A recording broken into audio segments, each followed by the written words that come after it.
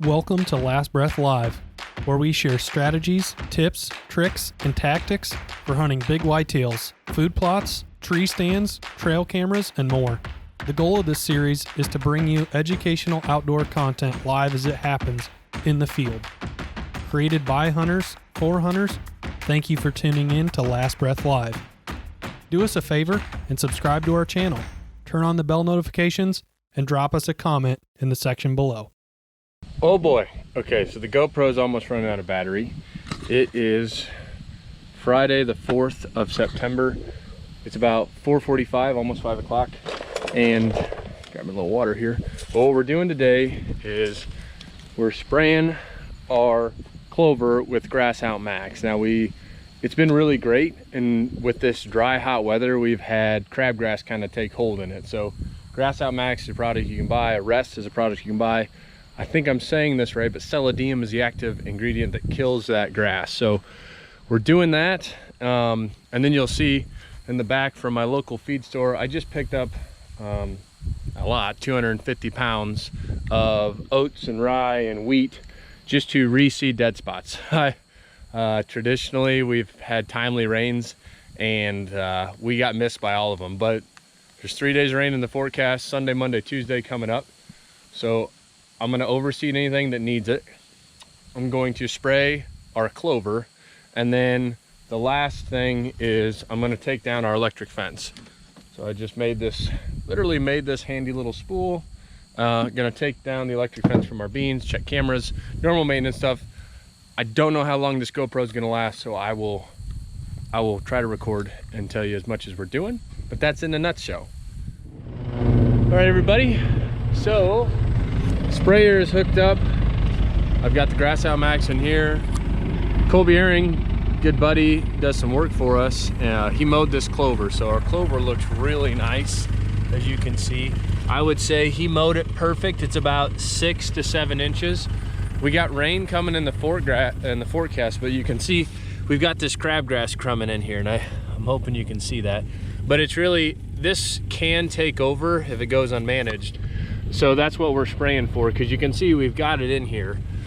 And we just want this to be a pure clover patch. So another cool thing that he did while he's out here with the brush hog is I marked a couple of these trees.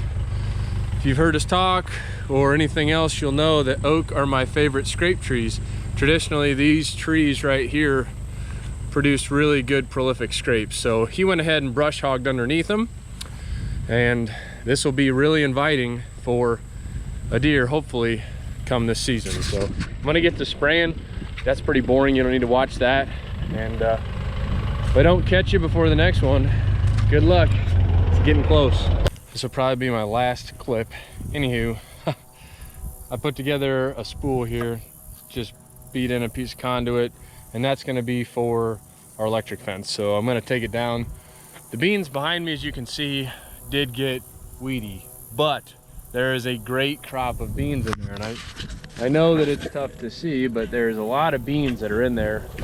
It'll be interesting to see how this works, because again, we have a lot of beans in here, but the water hemp, which is extremely Roundup resistant, just pushed through. So this might be like a little bedding area, late season buffet type deal. We'll see how it works. Grant already commented though that if there's a deer in there, it'll be really tough to see them and really tough to shoot them. So if it's something we have to tackle, I've never mowed beans, but we might have to.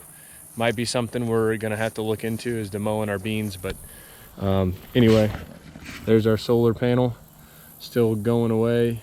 I think it's still, oh, yep, she's still hot.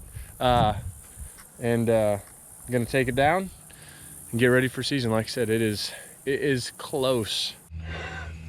The GoPro still has battery, and I'm done. The spool is done. Coming back to yesterday, I was with you. We were doing some work on the food plots and kind of ran out of time because it took forever to roll up that electric fence. But anyway, I'm gonna check some cameras today. So we will see what we got in here.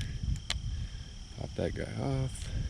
Pull this card out. My allergies are like killing me. Always make sure that you run your 9585. Good thing I checked.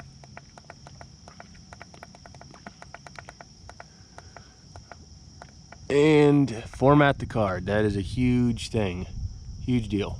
Okay, so yesterday you saw me out here, and way over there, that nice flat patch is where the clover is mowed. And we hit it with the Rest Max, or Grass Out Max, whatever, just a grass killer, just to kill the crabgrass. We're getting a rain the next couple of days. That stuff will look great. What we have here is our Whitetail Institute, beets and greens, tall time tubers, etc. Winter greens. And you can see there's like a couple of patches here. It's not bad, you know, but this area right here in particular, I think what we did, we had to wash off down the hill. But like that spot is probably overbrowsed. That spot is overbrowsed. There's a strip here that just didn't take. So what I'm doing today is I'm just gonna overseed it. You know, nobody likes bare dirt in their food plots. And I came through here a little while ago, and you can see right here is a winter pea that I planted, but it's really just not that covered anymore. So what I'm gonna do is tried and true trick. Got a couple bags of, this is winter rye. I don't know if you can see that or not. And some oats. Just gonna fill in the holes. All right, so here's my last little tip for you before we cut this Last Breath Live out. Out in front of us, you can see this is our brassica plot, right? And I just told you I was filling in some spots. And right here, I know I seeded it well because it's right in front of our entrance. We are standing there. This is the tree that we planted. You watched us do that. It's actually, it's a limb, but it's a scrape tree that we planted. You watched us in another video do that.